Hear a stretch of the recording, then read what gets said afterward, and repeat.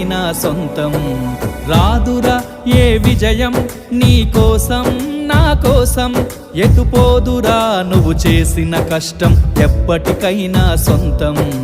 కాలంతో పయనించేవాడికి కానిది ఏముంది, సాధనతోనే సాధ్యమవ్వునని సదాశయంతో సాగర ముందుకు. రాదురా ఏ విజయం నీ కోసం నా కోసం, ఎటుపోదురా నువ్వు చేసిన కష్టం ఎప్పటికైనా సొంతం.